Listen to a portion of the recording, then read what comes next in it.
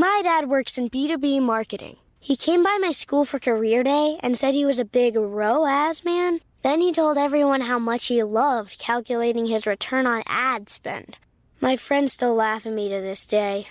Not everyone gets B2B, but with LinkedIn, you'll be able to reach people who do. Get a $100 credit on your next ad campaign. Go to linkedin.com/results to claim your credit. That's linkedin.com/results. Terms and conditions apply. LinkedIn, the place to be, to be. If there's one thing that my family and friends know me for, it's being an amazing gift giver. I owe it all to Celebrations Passport from 1-800-Flowers.com, my one-stop shopping site that has amazing gifts for every occasion. With Celebrations Passport, I get free shipping on thousands of amazing gifts. And the more gifts I give, the more perks and rewards I earn. To learn more and take your gift giving to the next level, visit 1-800-Flowers.com/ACAST. That's 1-800-Flowers.com/ACAST. Hello and welcome to Just Films and That, with me, Josh Hallam. And me, Alice Oliver. This is the podcast where we talk about films that we think are underrated, underappreciated, or we just wanted to talk about them. We're also going to get stuck into some classic films that one of us maybe hasn't seen, and maybe throw in some great guests along the way.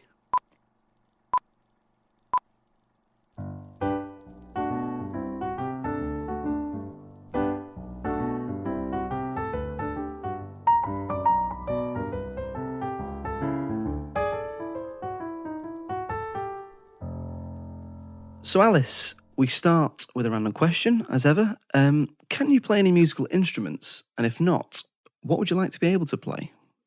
So I'm going to answer with a sort of. So I like to think I can play guitar. Like I did. So I got a guitar. Right, yeah. I've been to your house and there's a guitar there. Oh, okay. I thought you were like, oh, that's right. I've heard. Yeah. I've heard your shit guitar. Oh, God, no, yeah. yeah. Terrible. Sorry, as you were saying. I got a guitar when I was about 14 and just like played, just super basic stuff, I guess. And I'm not very good at, like, if I'm not good at something immediately, I get really frustrated and kind of lose the enthusiasm for it, which as a child, I suppose, was fine, but not as an adult. So it was just always dead simple stuff, but I always played, but I never got to any kind of decent level. And then I played the piano when I was a kid and got to grade 4. And I do really wish that I'd carried that on and wish that I'd made it like part of my life somehow, or just like always had a piano, or at least learned some like really key technical pieces that I could show off with. But above all that, I wish I could play the drums. I really wish I'd become a drummer. Really? Above guitar and piano? Yeah, just the thrashing. It's just wild. Stress relieving. Oh yeah, the energy. It's just palpable. I love it. So I don't, not to play my hand and answer the question, but I don't know much about grading in music. Mm-hmm. How good is grade 4? So it goes up to grade 8. So I'm 50% good. So you're like, yeah. You're like, is that like a, I don't know, a C? maybe a D plus, possibly. Yeah. So like, what's the like a known piece of music you could play at the best of your ability? That's the thing, I can't really, because all I did was study the books and like the pieces that you need to pass the exam. Because it was always, I know I must have asked for the lessons. I must have been about 11, but it always felt like a chore. Yeah. And it was just like, oh, I just need to learn these pieces to pass the exam. And obviously now I look back on that and think, no, that's not what it's about. What a waste of time sort of thing. So that's the thing. I had all those lessons and I've got nothing to show for it, Josh. What about you? Are you musical? No, I apart from like the stuff you do at school, which is mandatory, when they give you a guitar for like an hour, recorder, like plucking a violin, being able to do triangle. Did you have the triangle? Being able to torture parents with a rendition of like Good King's Wenceslas at the Nativity and stuff. But no, not really. I've not always wanted. Like, I wasn't really interested when I was a kid. As I've got older, I wish I'd learned. Not that it's too late or anything, but I wish I'd learned either the piano or the guitar. Mm-hmm. It's kind of one of those things like on my bucket list to learn, even if it's just a little bit. I'd love to, but no, I can't. I never really was never really took to anything like that. Can you sing? Yeah. Oh, can you? Yeah. Can you sing something for us now? No, I if you're good at something, never do it for free. Oh, I mean, that is a very fair point, and I'll accept that.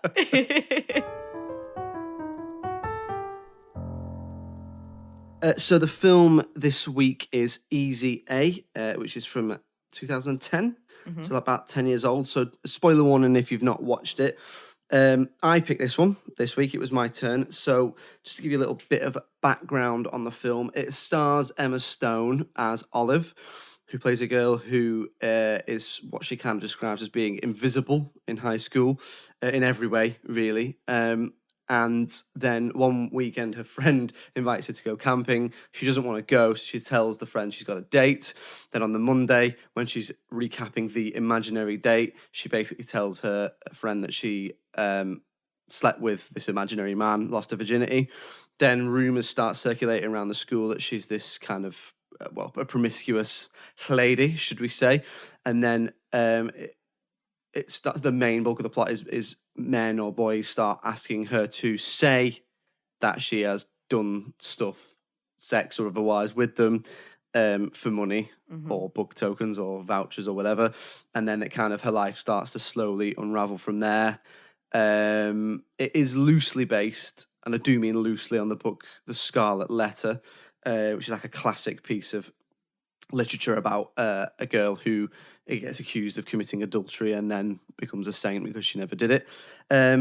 Alice, had you seen this one before? I had seen this one before. I'd seen it before many, many times, but not since probably around 2011, 2012, shortly after it came out. So I really enjoyed the rewatch. I do want to ask Josh, though, why did you pick this one?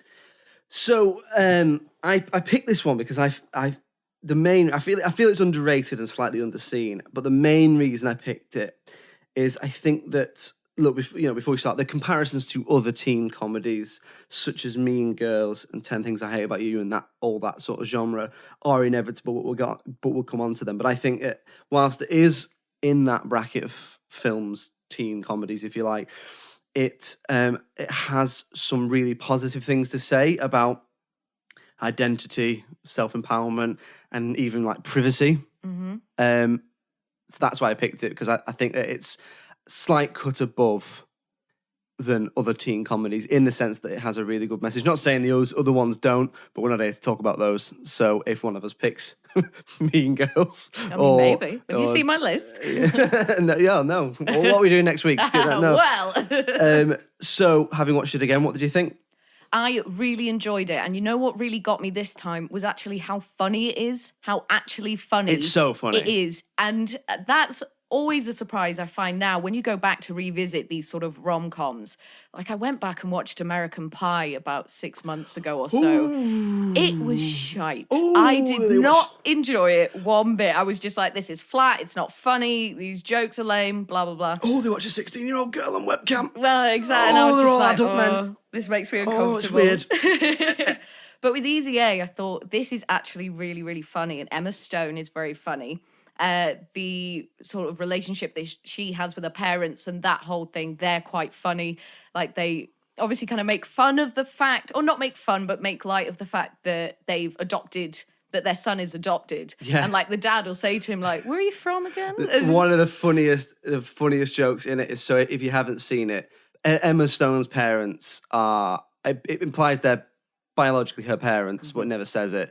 They're Stanley Tucci and Patricia Clarkson, who are obviously Caucasian actors, as is Emma Stone, but they've adopted a young black boy who's about like 9 or 8, something like that. Yeah. And there's a bit in it where they say something, and I can't remember what it is, and then he says something like, "Oh, it doesn't matter, I'm adopted." Yeah. And Stanley Tucci goes, "What? Yeah. Who told you?" Yeah. Like, he slams his fist against the kitchen cupboard, just absolutely outraged. It's the relationship between the parents and that's like, for me, that's like benchmark parenting. Like if you had to pick like film parents, it'd be them, wouldn't they? Yeah, they do have obviously quite a easygoing, fun, quite welcoming kind of relationship or with each other. The family are very close, but obviously it is insinuated, and I don't know if I just forgot it from last time or it just wasn't something that stayed in my mind or whatever, but it feels like obviously that the dad is actually gay and that they've got married because of some kind of circumstance, and they just sort of have this mutual agreement, because the mum does say,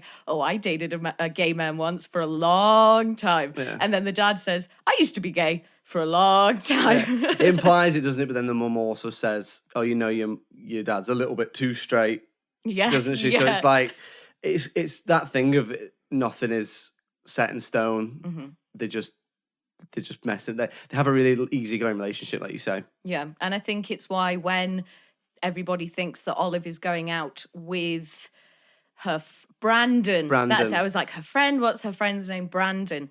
And everyone's like, oh, he's gay. You can't be going out with him. But the mum and dad are like really understanding. They're like, you know what? If you want to date a gay guy, that is absolutely fine with us. Yeah, no, that's a good point, actually. Like the fact that he seems nice. He seems a little incredibly gay. Like it's one of the like, So one of the, if you haven't seen the film, as it gets to the stage where boys are coming to her and asking her to pretend to have gone out with them, slept with them, done stuff with them. One of them is gay and he's getting really badly bullied for it. And he basically says to her, if you pretend to sleep with me in a public forum so that everyone can kind of hear us pretending, then I'll stop getting bullied. Which I think I really like that storyline because as I was reading around the film, prepping for this, that particular storyline is apparently based on the writer's own experiences. Really? I don't know. Obviously, it's probably exaggerated. Sure. But that idea of identity, which goes back to why I picked the film, so I really like what it has to say about identity, that idea of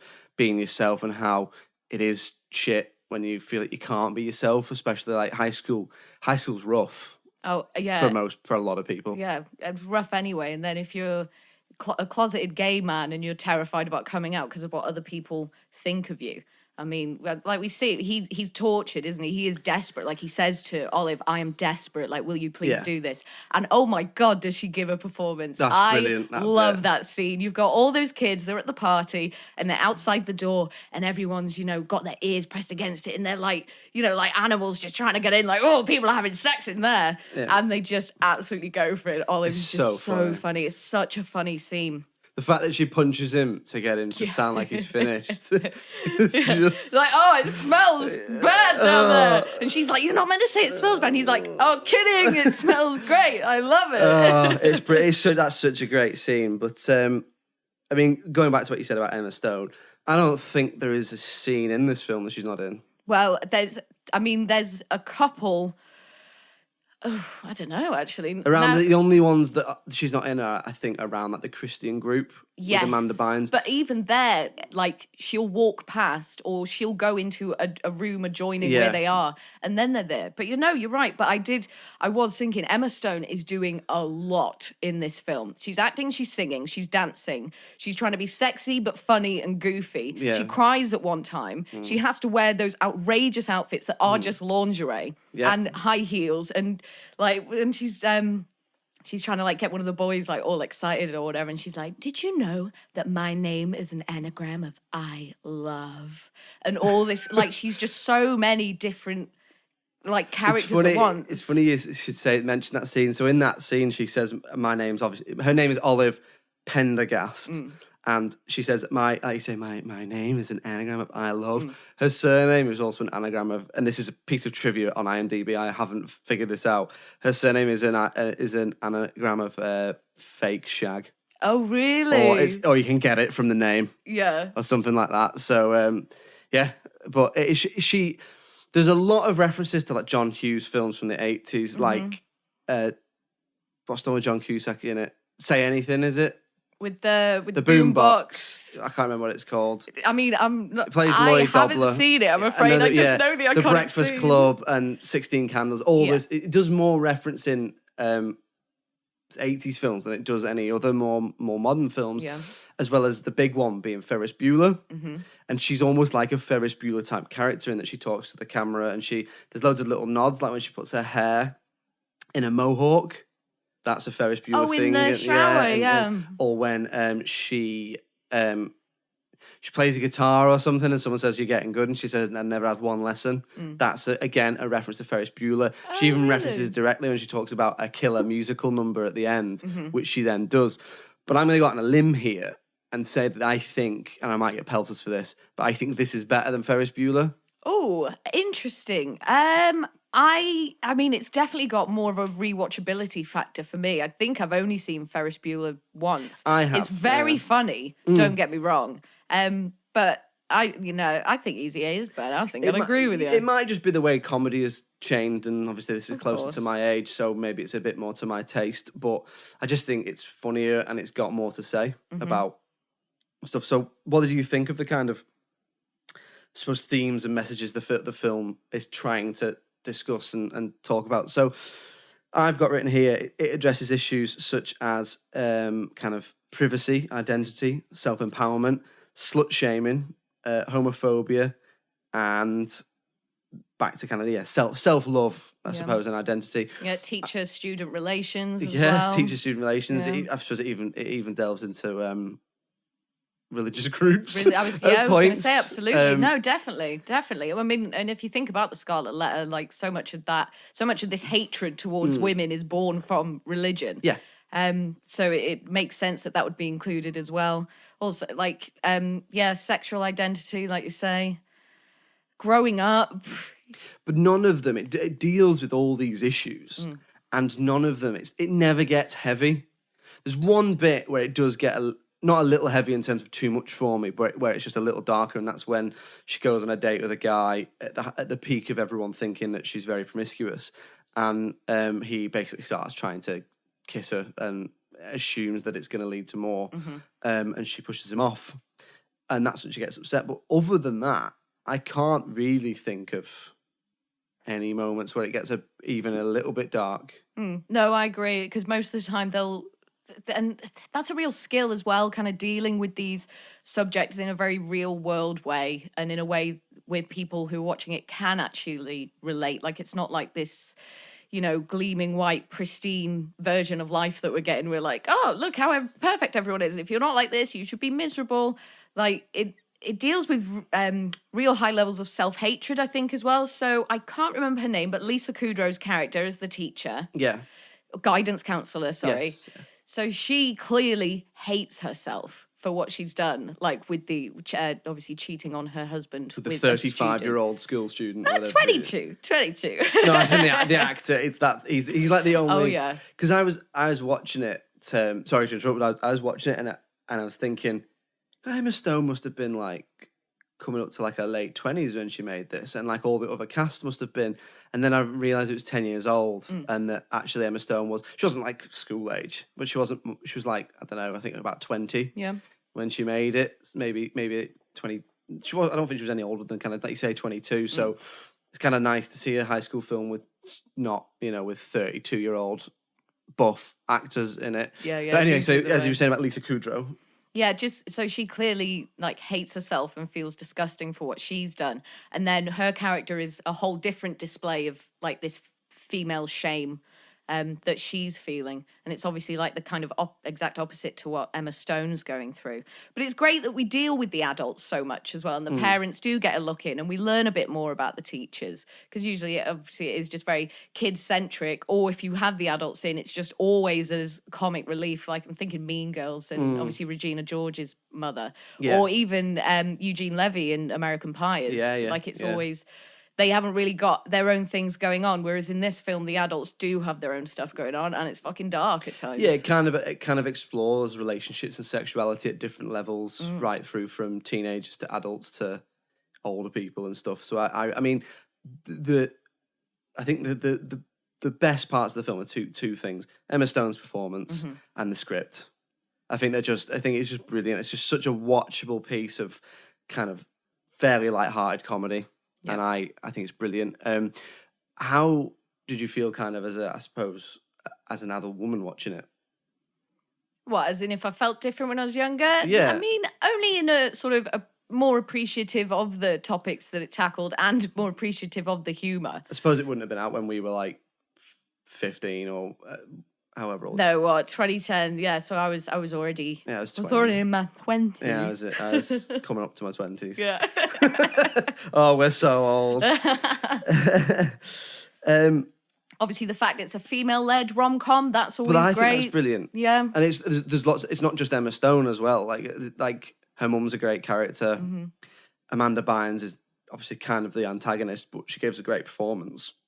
This is actually the last film she did. Was it really? Yeah, so she's retired. I think obviously not to go into it too much, but I think she had some sort of substance abuse and mental health problems. Oh, really? And around this time, I believe she saw this film and said, "Oh, well, that's it for me." Oh, wow. I think she kind of had her troubles. I don't know what she's up to now, but Yeah.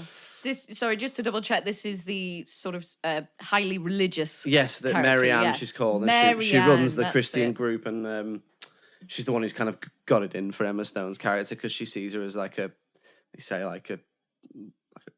prostitute, basically. Yeah, pretty much. But I really like her character because Olive's behavior clearly pains her. Yeah. Like, it's not just a case of like, oh, I'm just going to shame this person just because I feel like it. It's like she's obviously been brought up in such a way that behavior Yeah. is seen as abhorrent and just, you absolutely mustn't do it. So it's like she says, like, you know, I want to like everybody, but it's so hard. And I feel like she does genuinely find it hard, and she would genuinely like to like everyone, Yeah. because when her and Olive kind of start chatting a little bit and start getting close, like there are a couple of sentences in and like immediately she's like, "You're my best friend forever and I love you so much." Like, she's clearly quite lonely, I suppose. But yeah, so that was interesting as well, because then she's just going through her own journey as well. I do love how self-referential it is. Mm-hmm. Like it's like, it's almost like they knew they were going to get the Mean Girls comparisons and the other comparisons to other teen films. So straight away, she's like, "Who am I?" Whatever. And then she's like, "This isn't one of those stories." And then it like immediately goes into, even though it's very similar, but you know, I love how, like we've already talked about, it references other films that it's influenced by, but it also, by constantly referring to its own genre, it stops you not picking holes in it, but you don't quite know where it's going to go. I just think it's such a feel-good film as well, like the way it ends. Obviously, again, is a reference to, I can't remember which 80s film is in it, but he rides off on a lawnmower and he's got a boombox above his head. Which is all she wanted, because all she says it throughout the film, like that she wants this like big romantic happy ending. So it's like her expectations have obviously been, you know, they've gone out of control as well because of the way that films and TV shows are. You grow up and you think, oh, this is how life's going to go. A nice, handsome man with lots of money and a great car is going to just turn up at my garden and whisk me away to happiness. And then obviously that doesn't happen. And that it's kind of about her kind of coming to terms with that as well, even though she's still so young in high school, 17 years old. But that is how you think. I suppose it is how you think when you're a kid, isn't it? That definitely. That everything is going to be special. Yeah, and that everything's going to be nice and easy, and things are just going to go your way. If there is anyone listening to this who is at high school, it's not. Sorry to break it to you. These are your best days. Yeah. Something else that I really enjoyed, and I do think I only noticed this time, was how much work the extras are doing. So when she's walking through school, you know, it's kind of like a reveal when she comes in and she's got the red A on her. But even in scenes before that and ongoing through the film, the extras in the school are all doing a lot. They're all looking at her. They're all having a reaction. No one is just, all right, kid, you need to walk past here. You need to go from A to B, and then that's the shot. They're all a part of the scene. And definitely, like I said before, when they're having sex in the room at the party, and they're all just pretending to have sex in the room. Pretending, yes, of course. And they're just trying, like, you know, desperately to get in and like clawing at the door and stuff. And that keeps happening. That's sort of ongoing. So I really appreciated that. It felt like there was always a lot of directing going on. So it's probably down to really good direction, that, because I was reading what the director, I think he's called Will Gluck, has done. And I can't recall seeing anything else he's done. I think he's done a lot of like maybe musically theatre type stuff on Broadway. But I don't recall seeing anything else he's directed in his filmography. But you're right. And that sort of stuff, extras reacting to stuff, and the bit where like Muse is spreading around the school, that goes a long way for me to create a really world, a really good world of this high school. As much as it's a fairly realistic high school, there's nothing going on that's unrealistic, really. It goes a long way, rather than just being, just like you say, oh, just walk behind you, you open that locker, you know, go to that water fountain or whatever. So you're absolutely right. So I suppose moving on to things that we perhaps maybe didn't like or that bothered us about the film, I'll go early on this one. There isn't really anything that I always try and be balanced and find, even if it's like, oh, this little thing. Yeah. I've got a couple of things to say, but I feel like you might have at least one thing to say. So is there anything you didn't like about the film? So if I asked you what you thought of the soundtrack, what would you say? I like the score that runs through it. The ba ba ba ba ba. I like that, and I like obviously Simple Minds plays at the end, which is an absolute tune. Other than that, I really wish they hadn't used "Knock on Wood" because I just thought of Oak Furniture Land adverts. Oh, really? Oh, no, ruined it But for yeah, you. but other than that, I remember thinking it was fine, but nothing that was like, oh, that's a poor use of that song, or whatever. Why? What did you notice? The soundtrack is incredibly loud. Oh, right. Incredibly loud. Like distractingly loud. One of the loudest I've heard. It's almost as loud as the dialogue in parts, and it's constant, except for a couple of scenes. There's a couple of scenes where we're having, some semi-important dialogue. There's one between, I think, Olive and her parents, and then another conversation between Olive and Brandon. But apart from that, it's constant. And I didn't really notice it first time around. Like, obviously, we know these films have loads of music in, and sometimes the soundtrack is a real draw. But it was so loud that I was like, I wasn't sure if it was like a glaring mistake or if this is how they wanted it. It was a choice, and the volume would increase as the scenes go on, which obviously makes me think that is a choice and not just like some mistake, or like the sound guy just has bad hearing or whatever. But it was just relentless. I can't say I'd noticed that in terms of I'd have to go back and look at it. Maybe, I mean, I didn't read anywhere that it was a choice. It's like, oh, it's teenagers, it's this genre, yeah, just like blasted all the way up to 11, which is just how it felt all the time. And I've got quite sensitive hearing, and like sound just fascinates me, like especially on film. Like I'm always listening for it. Like, what's the Foley doing? What's the soundtrack doing? Like, are there footsteps and all this? So I'm always listening for it. And there's just no let up from it. And by the end, I was just like, oh my goodness. Did it take anything away from the film for you? Just like a smidge? It didn't take away. It was just odd. And every time it would get loud again, I was like, why? Why is this happening? Obviously, every scene builds to a crescendo, and maybe that was something that they were kind of trying to play with by using the music. But I just didn't think it was necessary. I'll tell you one thing I did notice, and again, I'm really clutching at straws at this. I don't know why Olive would be friends with Rhiannon, the blonde girl with the curly hair. Well, I thought this as well because she's awful to her, but I'm assuming it's either they were friends when they were very, very young and you just get locked in with those people, or her self-esteem is so shit that she's like, oh, well, this is the only person who wants to hang around with me. I guess I've got to deal with it. I think everyone's got those friends who you meet at school or when you're younger, and then when you grow up and you're still friends with them, and you do kind of have those moments of clarity where you look at each other and go, probably wouldn't be friends, would we, if we met now? Yeah. Because for most of my childhood friends, it's me. So, but no, I mean, the other thing was, would the school allow a Christian group to essentially hound Olive and bully her? Probably just, I'm trying to find the needle in a haystack here of things there. Probably, I think the thing is, though, it's kids, isn't it? It's teenagers, and bullying happens, and a lot of the time it happens unnoticed. Yeah, I suppose. So is there anything else? That was my main thing that I didn't like, and I don't think I'd really made a serious note of anything else.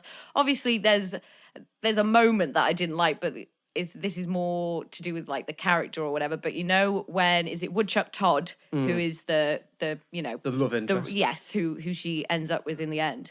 But after she's been sexually assaulted by that guy, and obviously she gets in her car, and then she gets in his car, and then she's crying all the way home, and then he tries to kiss her, and I'm like, I just hate it. I hate it when a man who isn't your husband or your boyfriend in films now presumes to kiss you because you're crying, as if that's the thing. That's this is the thing that's going to cheer me up. Yeah, after you've been sexually assaulted, I really want this other guy to come and mack on me. But to be fair, what saved it for me was that she said no, and he immediately backed off. And he does say, he says, "Can I kiss you?" He doesn't just kiss her. So I think that's something where they've obviously thought about that and thought, I can't just kiss her. That's just weird. One thing I would say about that scene is the guy who sexually assaults her looks a bit too much like him. Like when she first goes on a date with him, I was like, oh, is that? That's the guy. That's the guy. And then when other him, I was like, oh, that's a different guy. Make him a different looking guy. Like, don't have a Poundland version of Penn Badgley. Also, the one thing, I don't know if I like or dislike this, but it always sticks out like a sore thumb. Americans using mainly British words. Oh, go on, like what? So she calls a character a twat. A twat. And she goes, she says like, you insufferable twat. And Yeah, it's like when Steve the Pirate says bollocks in Dodgeball. It's like, it's weird. It's like, it doesn't sound right. Yeah. It's like if a northern guy says motherfucker. Or you motherfucker. Like, it just doesn't fit right with me.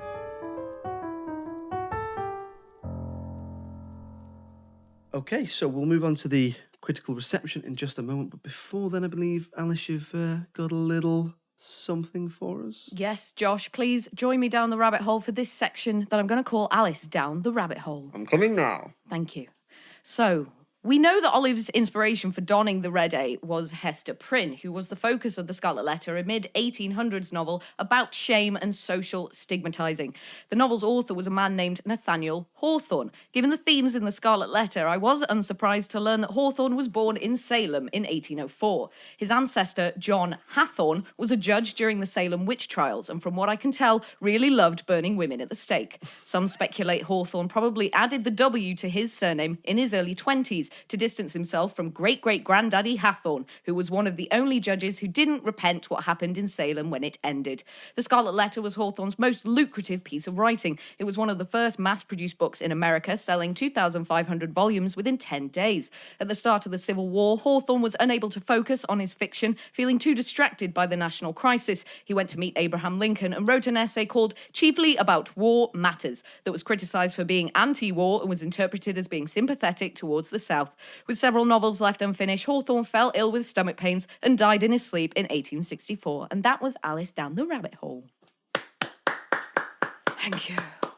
It's nice to be educational as well. Absolutely, not just... entertaining. Exactly. Attempting to be entertaining. Attempting, that's the word. As we continue to attempt, we'll move on to the critical reception. Mm-hmm. What do you think we're looking at in terms of how it was received? Let's have a think. So I wouldn't say that these sorts of films tend to rate incredibly high. Like, we're not looking at 9s really for sort of rom-coms in general. It is better, I think, than many of the teen rom-com sort of films out there. I would say I think it should be getting at least a high 7, like at least a 7.8, but I would give it probably more like an 8 mid, so like an 8.4, 8.5. Yes, you're not far off. So on IMDb, it gets 7 out of 10. Okay. And on Rotten Tomatoes, it gets 77% of the audience and 85% of the critics. So good. You're probably looking at averaging out at like you say, a mid-70s. So is it just a flat 7 on IMDb? Flat 7 from... I feel like that's a little bit harsh. That's for 350,000 votes as well. So that's no mean feat, is it, to get that many votes? So what do we think? Oh, definitely underrated. Yeah, I think so. I think a flat 7 is a little bit harsh, and I think Emma Stone deserves more than a flat 7 for that. She's a star. Wonderful. She's a star in this. She's a star now. She's absolutely brilliant. I agree. I think it is a slight cut above your average rom-com teen comedy. I think it's got a lot of really positive things to say. Mm-hmm. It's entertaining. It's funny. It's kind of got a really diverse, interesting cast. And I think that, it's 10 years old. None of the comedy is aged. If you look at other films that made around the time, like The Hangover, for example, which is only a year before this, it's aged terribly. So I think it's up there with a great comedy. Probably based on that, slightly underrated, I'm going to say as well. Yeah, so there we go. Another one for underrated. Mm-hmm.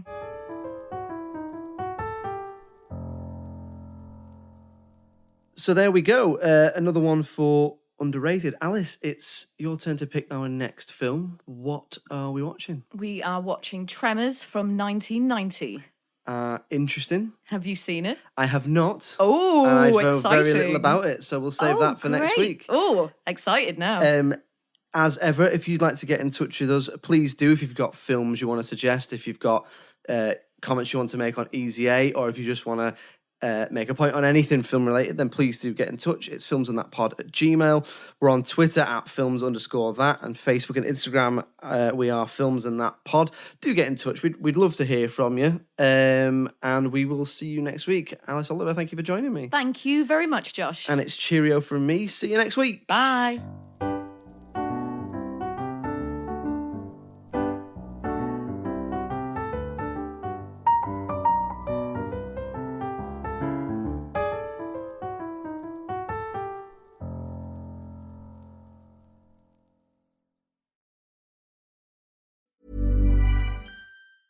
If there's one thing that my family and friends know me for, it's being an amazing gift giver. I owe it all to Celebrations Passport from 1-800-Flowers.com, my one-stop shopping site that has amazing gifts for every occasion. With Celebrations Passport, I get free shipping on thousands of amazing gifts. And the more gifts I give, the more perks and rewards I earn. To learn more and take your gift giving to the next level, visit 1-800-Flowers.com/ACAST. That's 1-800-Flowers.com/ACAST. My dad works in B2B marketing. He came by my school for career day and said he was a big ROAS man. Then he told everyone how much he loved calculating his return on ad spend. My friends still laugh at me to this day. Not everyone gets B2B, but with LinkedIn, you'll be able to reach people who do. Get a $100 credit on your next ad campaign. Go to linkedin.com/results to claim your credit. That's linkedin.com/results. Terms and conditions apply. LinkedIn, the place to be, to be. Every idea starts with a problem. Warby Parker's was simple. Glasses are too expensive. So they set out to change that. By designing glasses in-house and selling directly to customers, they're able to offer prescription eyewear that's expertly crafted and unexpectedly affordable. Warby Parker glasses are made from premium materials like impact-resistant polycarbonate and custom acetate. And they start at just $95, including prescription lenses. Get glasses made from the good stuff. Stop by a Warby Parker store near you.